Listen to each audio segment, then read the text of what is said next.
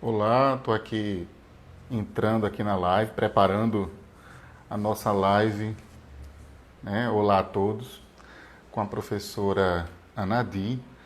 Eu estou aqui, vou fazer o chamamento com ela.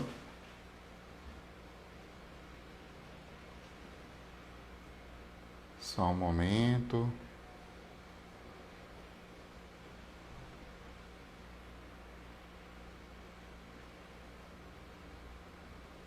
Estou tentando aqui fazer um contato com a professora.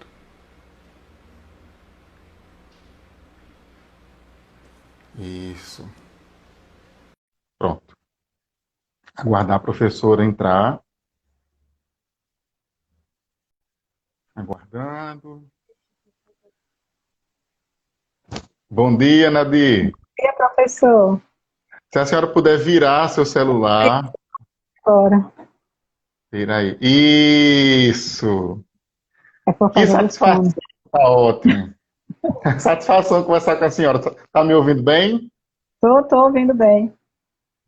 Pois é, professora Nadi, tive o privilégio de trabalhar com a senhora durante 2 anos e mais algum tempo, né, na Escola Sesc, né, lá no início do curso de pedagogia, uma satisfação imensa poder ter viajado o Rio Grande do Norte com a senhora, e ter ajudado na educação da Escola Sesc. A senhora foi uma pioneira lá na escola, trazendo a pedagogia de projetos, trazendo o credenciamento, a autorização da escola. Eu me lembro que nós participamos desse processo juntos. E uma satisfação estar com a senhora hoje, né? A senhora que é pedagoga, mestre em educação, que é psicóloga e desenvolve há algum tempo, né, um trabalho num projeto de prevenção ao suicídio. E, enfim, a senhora dispensa apresentações, né? Dê suas boas-vindas para a gente começar o nosso bate-papo. Bom dia, professor Júlio. É um prazer imenso estar aqui em sua companhia. São muitos anos, né? Já se passaram. A minha filha está com 17 anos, né? E nós nos encontramos exatamente antes desses 17 anos, né? Que ela hoje tem. E você falou na questão da experiência do SESC, que realmente foi uma experiência singular, onde você e o aluno Danilo, se não me engano, foram grandes estagiários, fizeram uma experiência maravilhosa no SESC, no setor administrativo e pedagógico. E eu lembro até a data de quando foi reconhecida a Escola SESC, dia 18 de dezembro de 2002.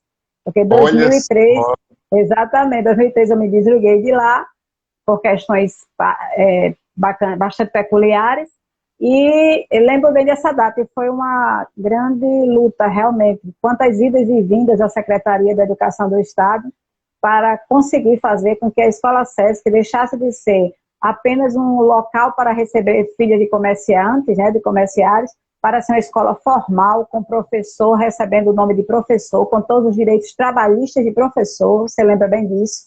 E a escola, por ser lembro. escola, instituição escolar, dentro das normas do Ministério da Educação e da Secretaria da Educação do Estado do Rio Grande do Norte. Então, quando lhe vejo, me bate essa nostalgia, me faz lembrar essa grande vitória, que hoje continua sendo uma grande escola, e fomos nós que conseguimos esse grande feito, né, que foi a regularização, a autorização para o funcionamento da Escola SESC.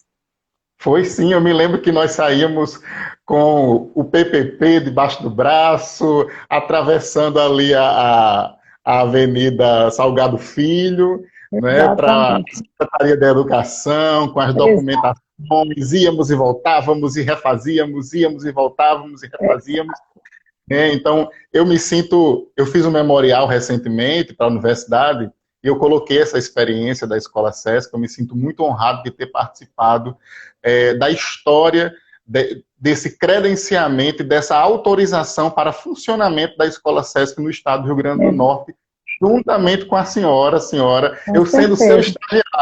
eu sendo seu Exato. estagiário de pedagogia, um aprendiz, né, é, que sempre tive a senhora como inspiração.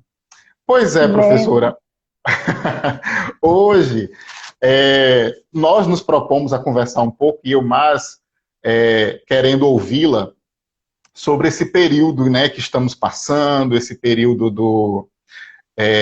da pandemia mundial, né, e desse período de isolamento, distanciamento social que nós precisamos fazer para evitar a questão do vírus. E isso mudou completamente a nossa rotina. Isso mudou a nossa rotina familiar, a nossa rotina de atividades diárias, né? E a senhora, pela sua vasta experiência, tanto no projeto de prevenção ao suicídio, como psicóloga, como professora, eu queria, e principalmente a senhora como mulher. Então, eu queria, nesse primeiro momento, conversar um pouco agora sobre esse impacto do isolamento social na rotina familiar, especificamente para a mulher. A mulher que passa por períodos, a mulher que está no estágio da menopausa, a mulher que passa período de TPM, a mulher que é a cozinheira, a mulher que é a chefe de família, a mulher que é a mãe, a mulher que é a esposa, não é? Então, esses vários papéis que a mulher desempenha na sociedade, e agora essa mulher, na maioria das vezes, ela se encontra dentro de casa. Então, qual o impacto, professora, que a senhora analisa, reflete, pensa desse papel da mulher durante esse período de isolamento e distanciamento social? Professor, de uma forma geral, a mulher, já dizemos, que ela passa pelo menos 18 horas dedicada à família, porque o resto ela dorme, o restante das 24 é dedicada à família. Ela trabalha em função da família, ela trabalha fora em função da família, ela volta para casa, trabalha em função da família. Então, a mulher ela já tem uma sobrecarga muito grande de trabalho em função desta família, em função desse contexto de formação, de educação, de cuidado dos seus pares, né? E o que é que aconteceu? O que está acontecendo é que essa mulher foi retirada, muitas delas foram retiradas agora do mercado de trabalho, estão em casa, né? E agora elas têm praticamente 24 horas na presença dessas pessoas, né? Desse contexto familiar. E o que acontece nisso é que a mulher, com todas essas peculiaridades que você colocou, é muito difícil para ela, porque neste momento de convivência ininterrupta, algumas questões mal resolvidas, elas afloram, elas vêm com mais força.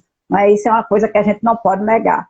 Então, o que está acontecendo, por exemplo, a violência doméstica, ela tem aumentado, porque eu estou olhando a minha casa, eu olho a casa do vizinho, mas a gente não sabe algumas casas onde reina a discórdia, a violência, de todas as formas, violência psicológica, violência física, e essas mulheres estão 24 horas dentro de casa com esse tipo de violência, sofrendo algum tipo de ofensa, né, que afeta psicologicamente, que essa é a mais frequente, segundo alguns depoimentos de algumas pessoas que nos procuram, que elas tentam se enganar, respondendo assim, é porque ele é desse jeito, não, ela é violentada. E agora, com essa experiência dentro de casa, ela está sendo muito violentada pelo desdém, pelo descaso, pelo desrespeito, pela crítica permanente, crítica que ela tinha apenas ao final do dia, quando chegava em casa, e que agora está direto tendo. Então, a mulher tem sofrido muito.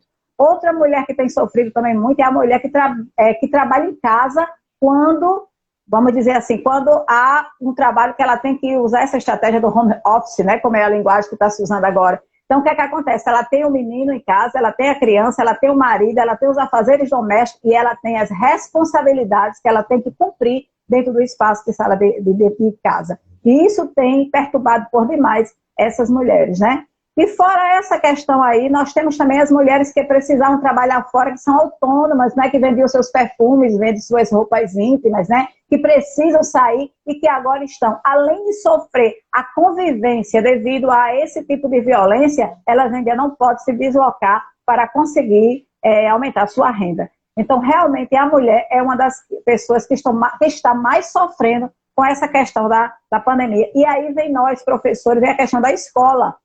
Esta mulher agora vai ser professora, entre aspas. Então, é muito complexo. Existe mãe dizendo assim, pelo amor de Deus, tira umas férias. Por quê? Porque ela precisa ser, ela não é a mediadora, mas ela é aquele suporte. Ela precisa ser o suporte na hora que a criança está nesse contato online. Então, também é mais uma sobrecarga de trabalho. E, nessa perspectiva, a mulher que, por ser uma pessoa que tem uma maior tendência a desenvolver ansiedades, não é verdade? Aí ela realmente se torna mais sofredora. Aí vai surgindo as fobias, os pânicos, não é verdade? E isso está acontecendo de forma muito intensa no universo feminino. Professora, e que a gente poderia estar informando, trazendo de informação para essa mulher? Eu vi uma campanha da Delegacia da Mulher sobre esse aumento de violência doméstica durante esse período de pandemia, né? E muitas vezes ela, dentro de casa, ela não consegue nem pedir ajuda, né? Porque o companheiro dela, na maioria das vezes, o companheiro é o agressor, né? E essa mulher também ela vem sofrendo não somente pelo companheiro, mas ela vem sofrendo diante de tudo isso que a senhora falou. Essa sobrecarga de ser a mãe, de ser agora a educadora, orientando os filhos nas atividades online devido ao período da pandemia. E aí a senhora conhece casos das doenças psicossomáticas, não é? Onde vem aí o estresse, e aí o estresse, a questão da ansiedade, e a ansiedade leva a outros tipos de pensamentos psicológicos. Que tipo de informação nós poderíamos dar para essa mulher hoje? Que tipo de reflexão a senhora daria para essa mulher que está nos assistindo, por exemplo?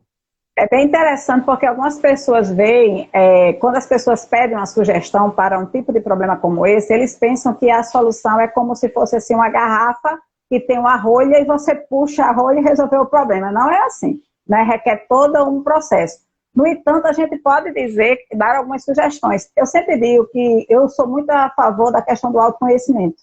Eu acho que essa quarentena, pelo menos para mim, em especial, e para algumas pessoas com quem eu convivo, né, que eu conheço, eu tenho colocado muito isso. Aproveite esse momento para você, para um autoconhecimento, para um investimento em você. O maior investimento que você pode fazer nesta pandemia é um investimento em você, é um investimento na sua alma, é um investimento no seu autoconhecimento. É o momento de vocês começar a fazer uma varredura, tirar algumas coisas que estão sobrando, que são demais, e deixar as coisas mais no seu limite, nas suas possibilidades.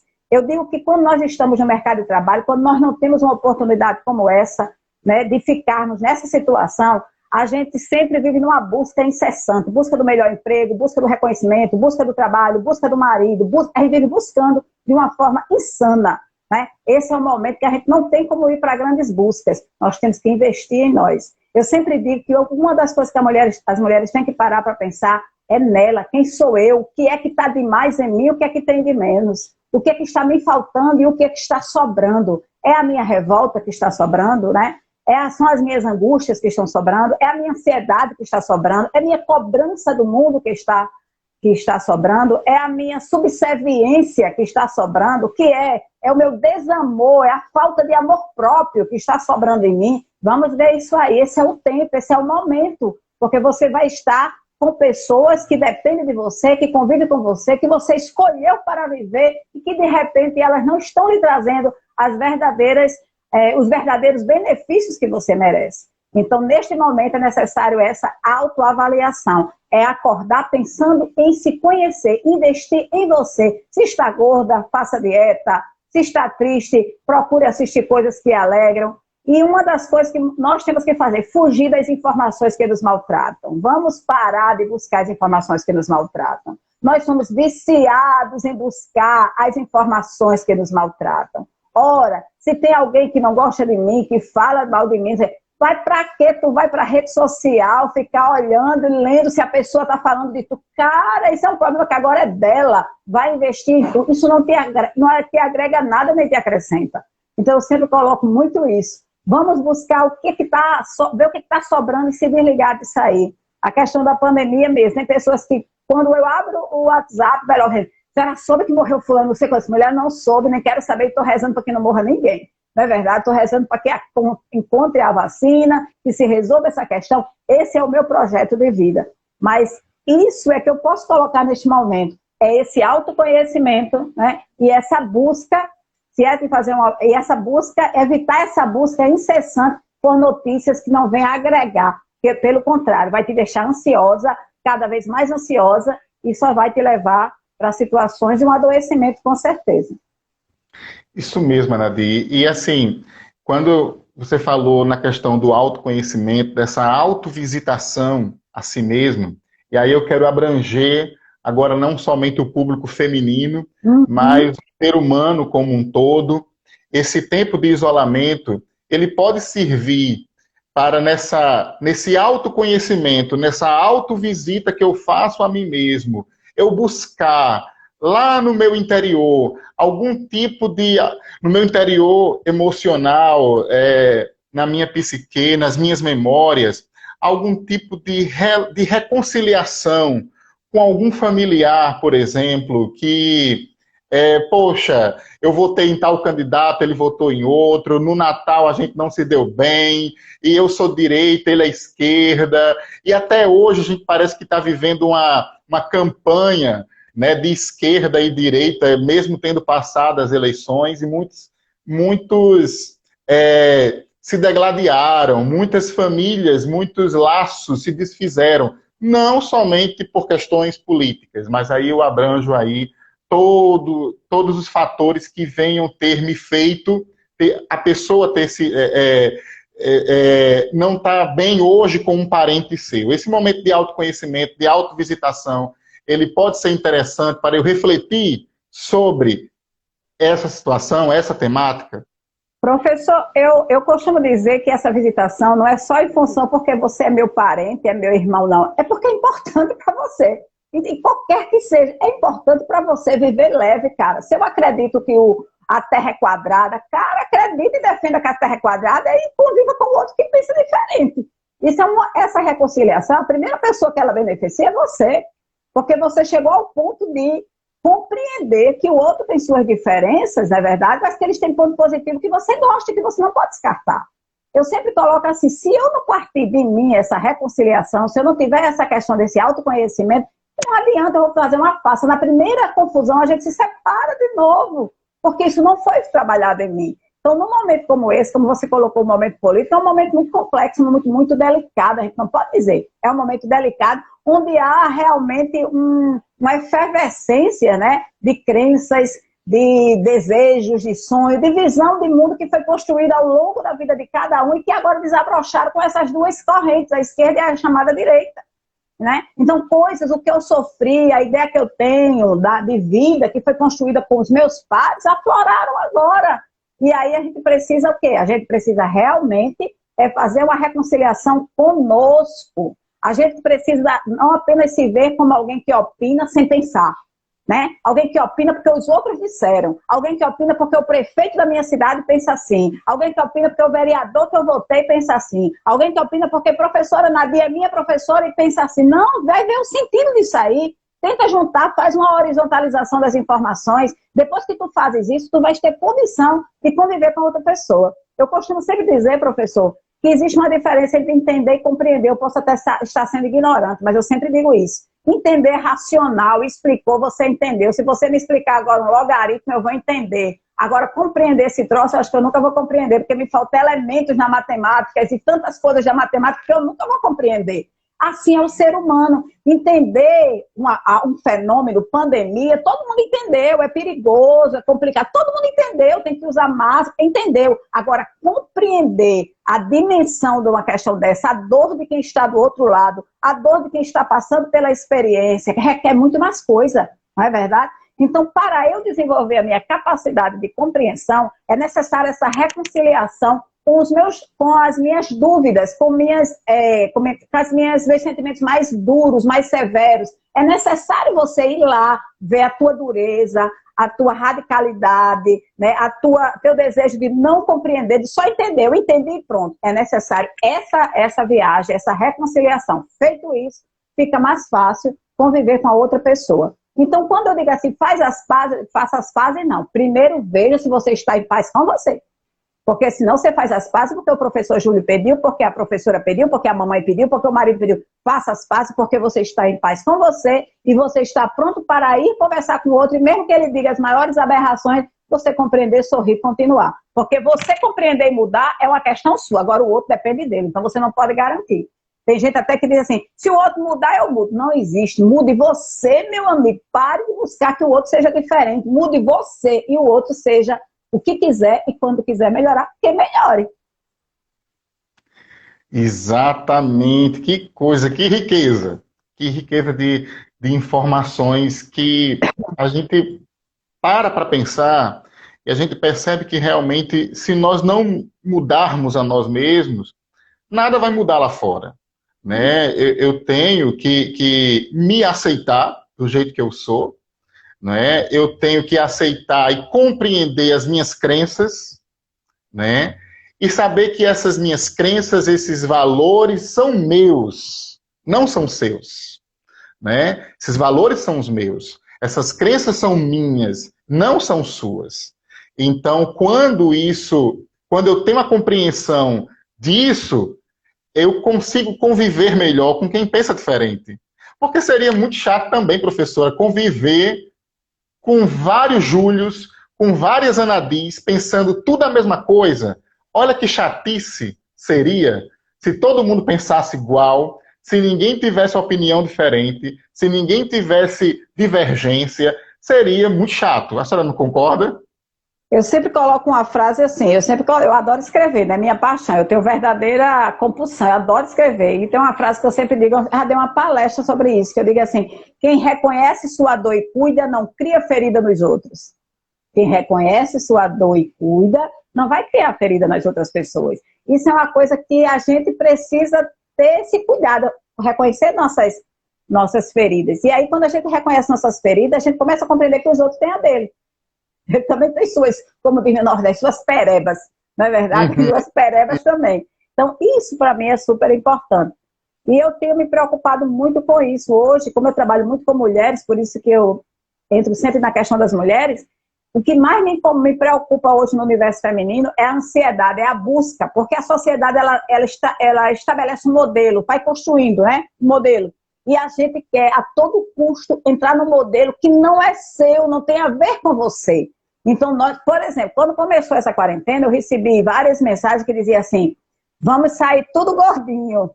Eita, a gente vai sair tudo gordinho, tudo estressado, tudo gordinho. Eu disse, por quê? A mulher, a gente só vai comer. Eu disse, mas você que está fazendo a escolha de comer, eu estou querendo fazer a escolha diferente. Eu quero, acho que aproveitar esse momento para comer bem. Já que eu como todo canto, em todo lugar, não tenho uma disciplina alimentar. Não, mas todo mundo está dizendo que vai ser. Todo mundo está dizendo não. Uma pessoa diz, multiplica e você nem sequer pensa sobre isso. E você vai trazendo para você. Não. Na quarentena eu posso estar muito mais saudável, com a minha imunidade muito melhor. Não é verdade? Porque eu estou cuidando de mim. E é isso que a gente precisa ter cuidado, professor. Nessa pandemia teve uma expressão que eu gostei muito. O país está com baixa humanidade, né? Usando a questão... o ritmo da imunidade. É real. Exatamente. É real, cara, isso é real. Vamos para a gente, não vamos crer. Não creio no que eu estou falando. Eu não falo para você crer em mim. Eu falo para você pensar sobre a besteira que eu estou dizendo. Esse é o fundamento. Quando a gente vai dar uma palestra numa cidade e tudo mais, não estou falando... Eu estou falando coisas que eu estudei, que eu aprendi. Umas eu trouxe para mim, outras eu não quero. Mania de professor falar com as mãos também, né? Então, a gente tem que ter esse cuidado, porque entende o que o outro fala não é a verdade. Então, dentro dessa questão da pandemia, tem muitos textos elaborados, engordar, tudo estressado, vai sair tudo doente. Alcoólatra, cada life é uma garrafa de cachaça, meu amigo, aí de repente aí eu estou sendo bem behaviorista, de repente você é tomado por aquela informação, e quando você mesmo está vivendo. Então, cada um precisa procurar quem é você. Então, de repente, no momento de pandemia, para mim, me serve religiosamente, porque eu posso refletir questões religiosas que outrora eu não tive tempo, porque a vida não me permitiu. Olhar as minhas plantas, porque eu acho isso bonito, e de repente eu só plantava, hoje eu não só planto, eu aprecio. Na verdade, isso me torna um ser diferente, eu sou um ser melhor, né? Olhar minha alimentação, porque eu sou comilona, gosto de comida do interior, pé de galinha, o que tiver eu traço, e agora eu tenho que ver que eu não sou mais tenho que cuidar disso aí. Então, gente, isso aqui que é importante. Nós precisamos fazer essa visitação, nós precisamos reconhecer isso. Então, a pandemia é um momento de disciplina, porque eu não posso estar saindo da rua de qualquer jeito, é um momento de disciplina. É um momento de visitação, autovisitação, não é visita a vida dos outros não, nem é visita, é a autovisitação. e uma escolha de vida. Quando terminar a pandemia a gente vai ser melhor. Depende. Depende de cada um. Eu posso, se eu quiser, se eu estiver aproveitando essa pandemia para rezar para quem acredita, na verdade, no poder da reza, cuidar da minha alimentação para saber que eu preciso ter uma imunidade alta, na verdade, tudo isso são questões que você tem. Mas não, fica aquele furdunço de gente ligando, mandando mensagem, lá vai, e você fica... muitas eu nem abro, né? Porque realmente eu já sei que existe de um jeito torto, ou sem estar torto, com tira ministro, bota ministro.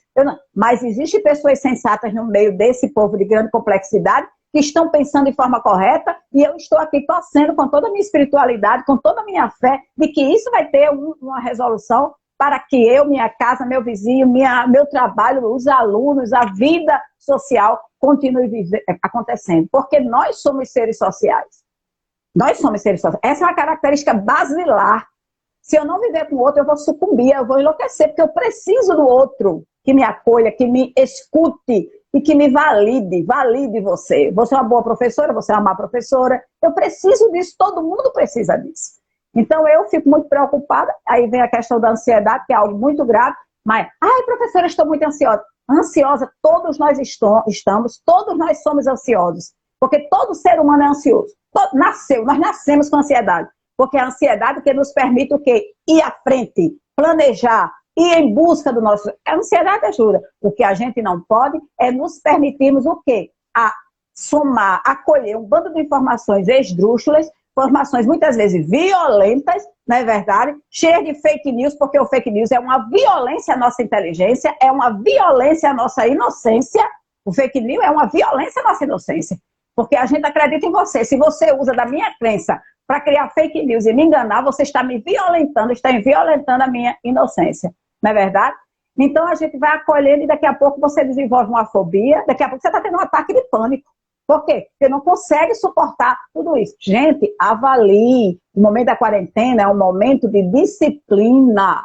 Disciplina, porque eu vou querer sair, não vou sair, né? Eu vou querer fazer tal coisa e não vou poder fazer. Eu odeio andar de máscara, eu vou ter que estar com aquela máscara, meus óculos ficando embaçados, mas vou ficar de máscara. É de disciplina, gente, e de autovisitação.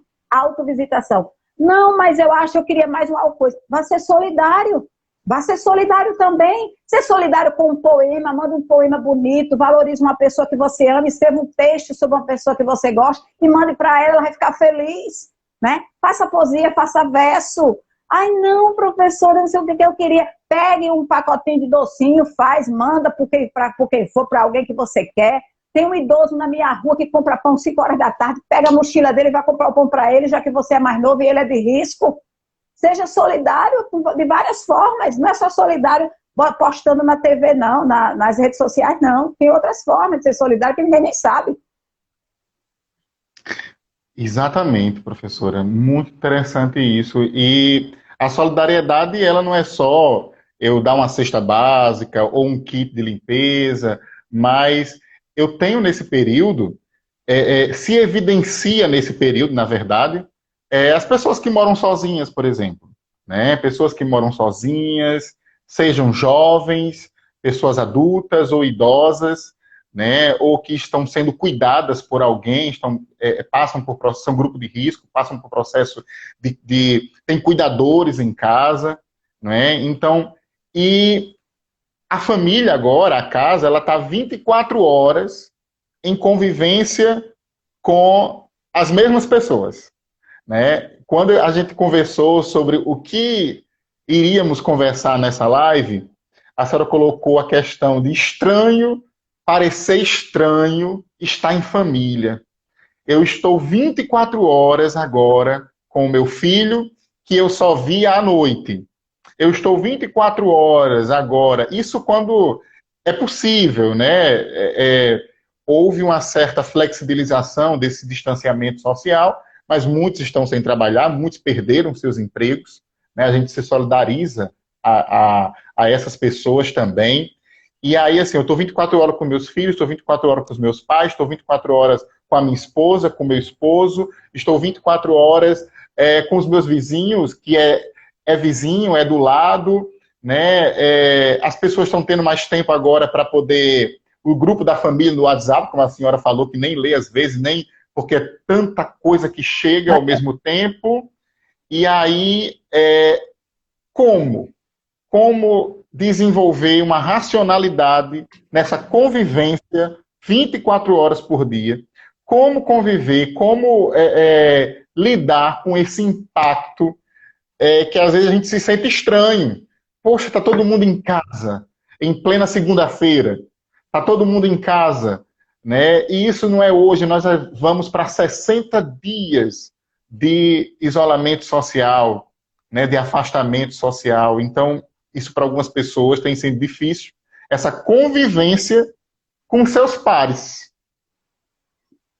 Essa questão da estranheza foram questões que foram colocadas muito para mim. Algumas pessoas ligam ou deixam mensagens no WhatsApp, né, dizendo exatamente isso, que está insuportável ficar esse tempo todo em casa com a mesma cara, com as mesmas pessoas. E aí é de provocar profunda estranheza, porque a gente, para você ver, a gente sonha com as férias, né? A gente sonha com as férias.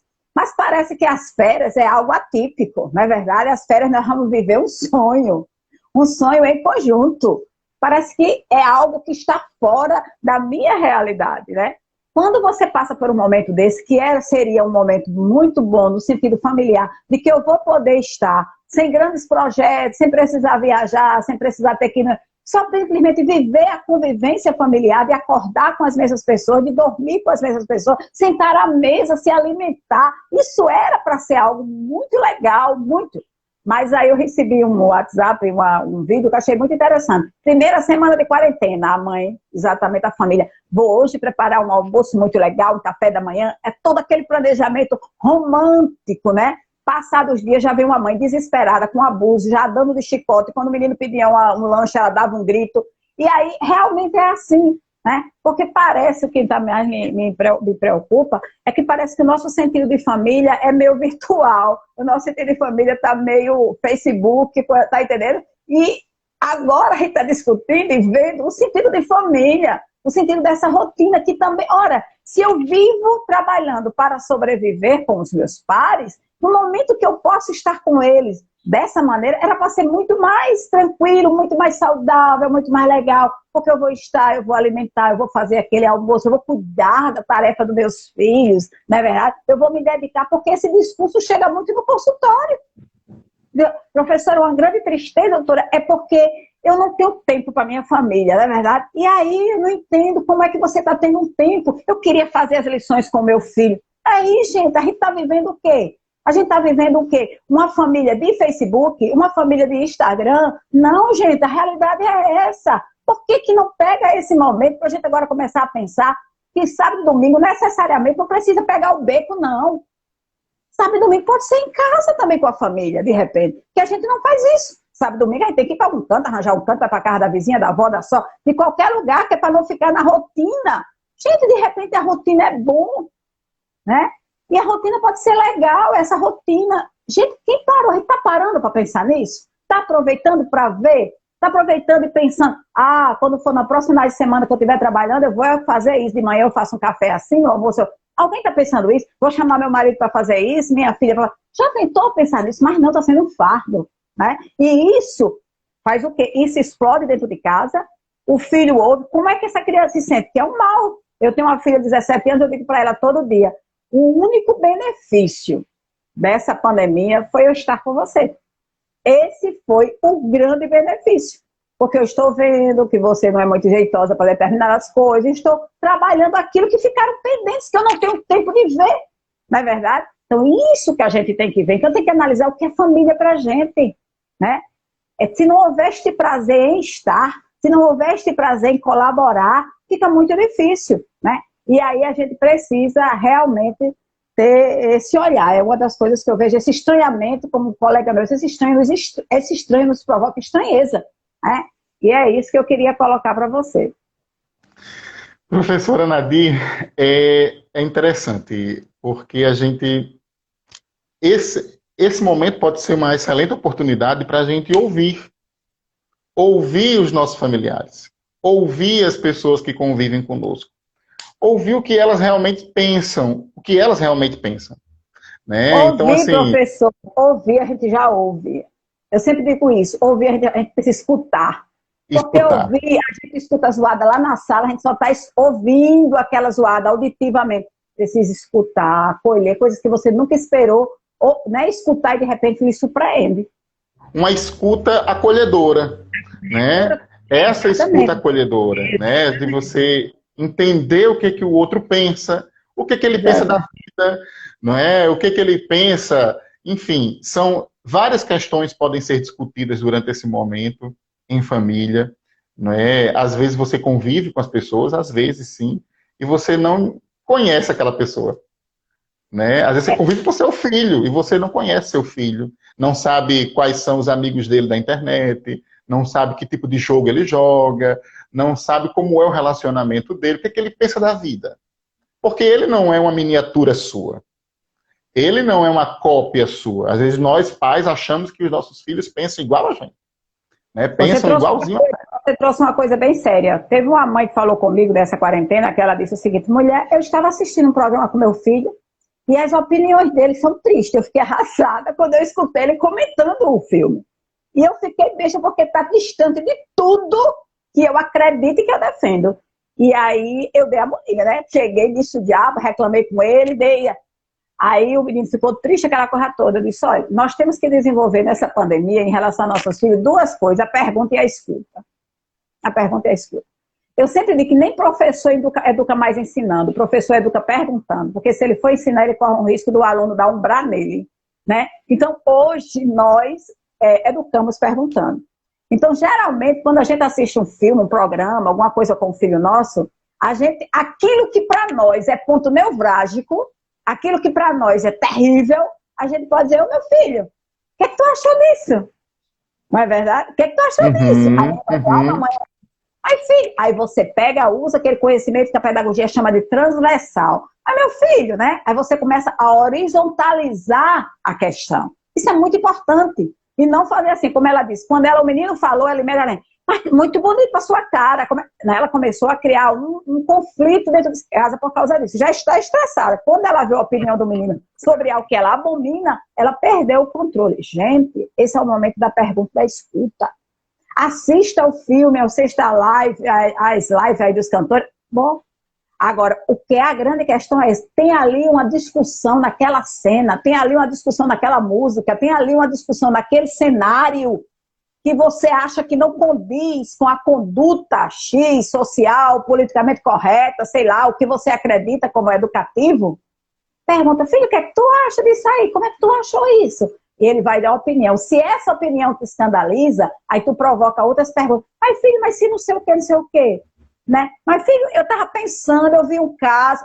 É necessário, né? É provocativo, é científico, né? Fazer com que a pessoa pense, faça outras conexões. Então não adianta estar nesta quarentena desenvolvendo uma postura de verdadeira, de correta, de moral ilibada. Pelo contrário, você precisa provocar para construir, desconstruir, reconstruir com ele alguns conceitos que talvez estejam equivocados também para você. Que de repente pode estar, não é verdade? Então vamos assistir os nossos vídeos, vamos assistir nossos filmes. Não adianta dizer, com todo respeito aos esquerdopatas, como diz aí, que Bolsonaro é o mito ou Lula é o mito. A discussão não é essa. Não quero saber quem é mito ou quem deixou de ser mito, meu filho. Não é essa, não é hora de brigar sobre isso. É ver as características, as condutas, o bem social, aquilo que foi menos negativo. Não podemos radicalizar em cima de um fenômeno, mas ver a grandiosidade de outras questões que a gente tem que observar. Então não adianta levantar, botar o boné: sou esquerdopata e sou direitopata. Não é essa a questão. A questão foram atitudes e condutas de A ou de B que devem ser abominadas. Mas, neste momento histórico, né, que a gente está vivendo, a gente tem que analisar com essa prudência e com essa responsabilidade o que foi abominável e o que foi positivo. Para quê? Porque o abominável nós não aceitaremos mais na política nacional, seja de A ou seja de B. E o que foi proveitoso, que se multiplique. Essa é a grande luta, essa é a grande conquista. Filho, isso foi abominável, não condiz com justiça, não condiz com isso. Acabou. Foi João, não foi Maria que fez? Foi. Mas a grande questão é: Isso que se castiga e que passa pelo processo de punição. Mas isso aqui tem que ser multiplicado, independente de quem fez. Independente de governo, independente de prefeito, independente de vereador, independente... Foi feito de bom reconhecimento e multiplicação. Não prestou, abomina. E seja punido da forma que a justiça sabe aí, que eu não sei. Excelente reflexão, professora. A gente está terminando. Eu queria agradecer as pessoas que estão entrando na live, podem fazer perguntas também. Eu vou fazer uma última com a senhora, depois a senhora faz umas considerações finais. Eu queria entender um pouco, e é um momento bem oportuno, entender um pouco do seu projeto de prevenção ao suicídio. Aham, Falasse um pouco.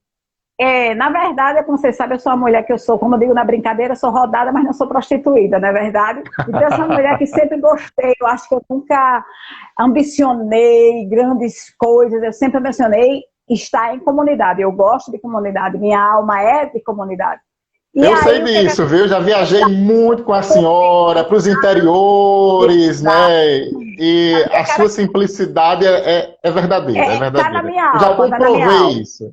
Pronto, na minha alma. Se você chegar na minha casa, você encontra pote, você encontra panela de barro, está na minha natureza, na minha raiz.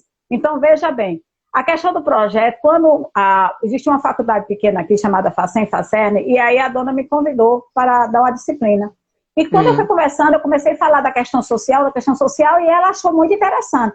E aí, com todas as dificuldades que a instituição tem, ela abriu essa possibilidade e escancarou as portas para mim nessa questão da arte de pensar projetos. E aí pensei, o projeto Suicídio, que é Reabilitando a Vida, é um projeto, para mim, de uma riqueza imensa. Professor, como lá nós temos um setor voltado para atendimento ao aluno, a gente acompanha o aluno entra na nossa sala, a gente acompanha eles psicologicamente.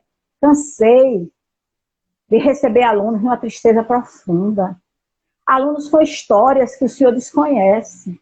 Alunos que você vê das histórias difíceis, de necessidade realmente de alimentação, e por muito de desrespeito, de violência sexual e tal. Isso acontece em todo canto, só que as instituições não acompanham. Mas eu não posso ter um aprendente de filosofia, um aprendente de pedagogia, um aprendente de estatística, né, com uma psique perturbada. É muito difícil você aprender todos os cálculos com a mente perturbada.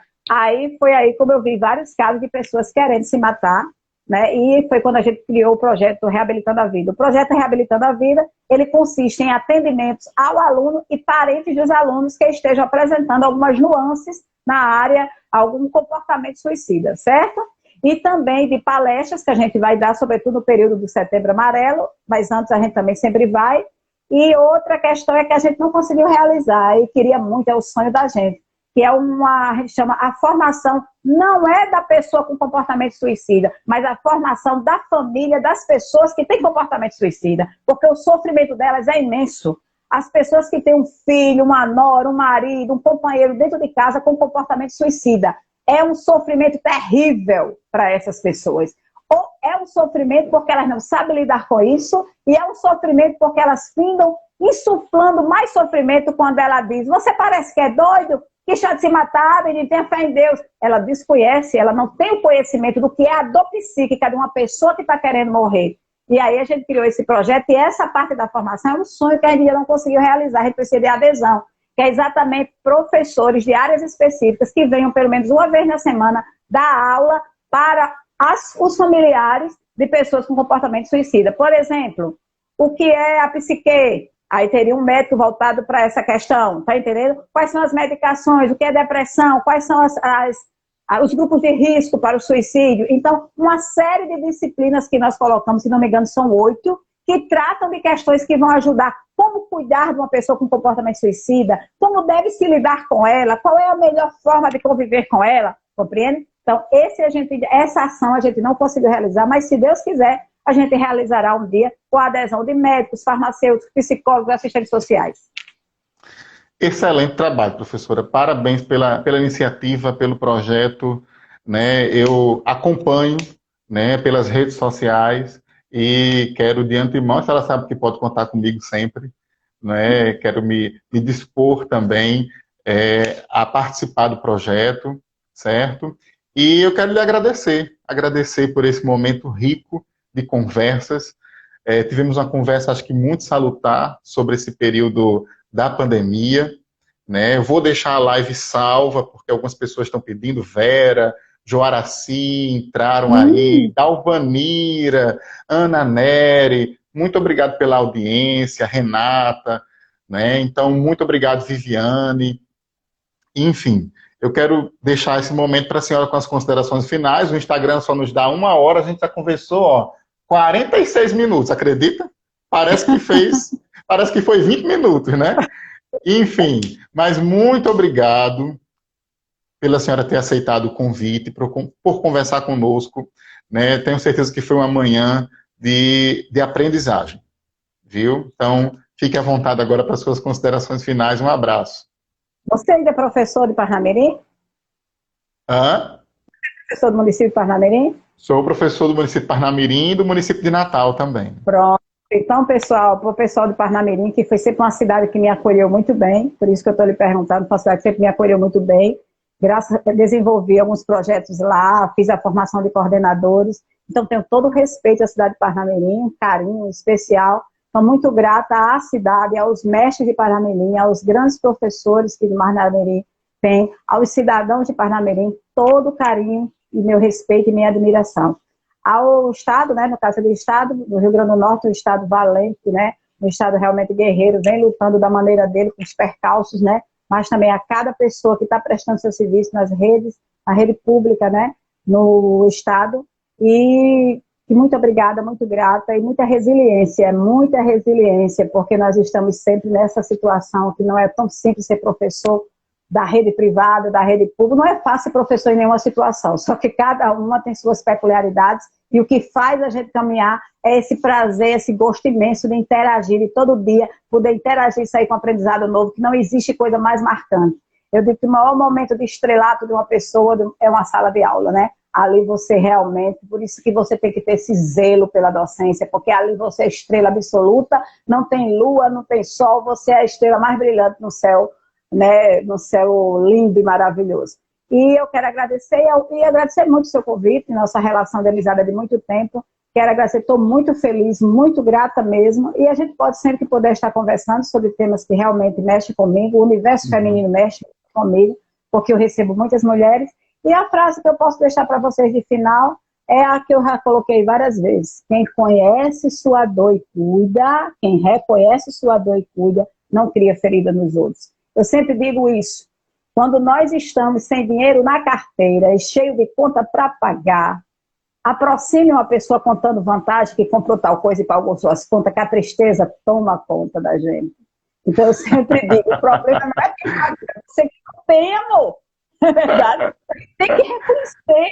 Eu estou chateada, meu filho está dando trabalho, minha diretora é chata, meu professor é abusado. Aí chega num canto, alguém conta: minha escola é uma paz, a gente trabalha no Armando. Mentira, ela é falsa, não está aqui deixando. Não, o problema é a outra pessoa está contando que ela está resolvida. Cuida de você, do que não está legal em você, né? Fulana, gente, eu estou super bem, fiz uma maquiagem, estou linda, passei ali, disseram que eu estava top. Aí só quer ser amostrada. Não, você que está gorda, não está legal, trabalha demais. Nós temos que ser bem severos em relação a isso. Tem que ver que, às vezes, eu é que não estou me sentindo legal, eu é que estou me sentindo para baixo. Pronto, está resolvido. Então, vamos trabalhar nessa quarentena, que quem reconhece sua dor, sua pereba, né, como diz no interior, e cuida, não cria ferida nos outros. Eu estou tentando reconhecer minhas perebas, já encontrei um bocado, estou botando aqui um remedinho ali, um remedinho lá, para nessa pandemia sair bem melhor, mais feliz, comigo e com as outras pessoas. Um abraço imenso para todos. Um abraço, professora. Até mais. É. Deixa eu ver aqui. Pessoal, muito obrigado pela participação. Terça-feira, deixa eu colocar meu óculos, terça-feira, às 4 horas da tarde, eu vou conversar com o advogado Volney, onde nós vamos estar falando sobre distanciamento social e vida pública. Como conciliar a vida pública nesse período de distanciamento social. Então, terça-feira, às 4 da tarde, eu tenho um bate-papo com Volney. Então, um abraço a todos que assistiram. Vou deixar salvo na live salvo aqui nos stories. Um abraço e até mais.